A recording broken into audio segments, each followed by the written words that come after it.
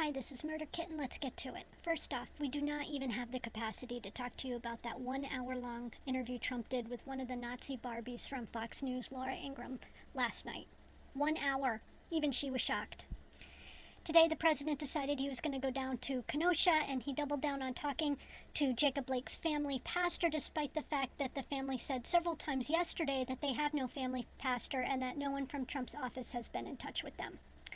His plan in Kenosha was not to meet with city leadership in Kenosha or the families of any of the people killed in Kenosha or wounded in Kenosha, but do a roundtable discussion with members of the law enforcement community. And he offered them $47 million to help law enforcement deal with whatever is happening in Kenosha, despite the mayor asking him to stay away. During the gaggle before getting on the plane, he talked about, again, the planes full of Antifa rebels, which was one of those Facebook things that went around in June that was not only debunked, but Twitter actually took down references to it. That has to be the reason why we have human cream puff, but just the puff, no cream.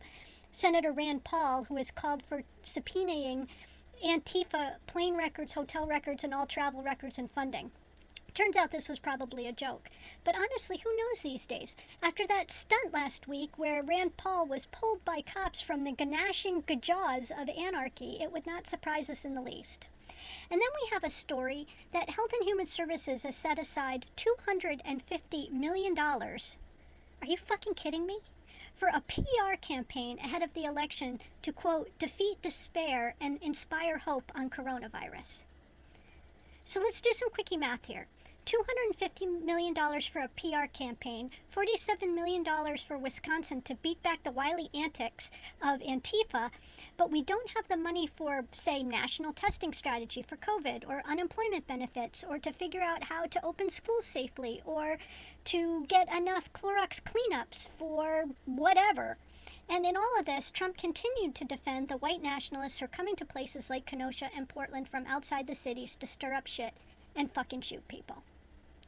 Meanwhile, back in Washington, Treasury Secretary Steve Mnuchin gave testimony and answered questions about the recovery effort, and it was revealed that over $1 billion in emergency coronavirus aid relief went to companies who, quote, double-dipped and received multiple Paycheck Protection Program loans in violation of the program rules. The subcommittee found that over 10,000 loans where the borrower obtained more than one loan, over 600 loans where nearly $100 million went to companies that had been debarred or suspended from doing business with the federal government, more than 350 loans worth nearly $200 million went to government contractors flagged in the federal government for performance or integrity issues, and over 11,000 PPP borrowers had red flags in the government system for award management, such as mismatched addresses.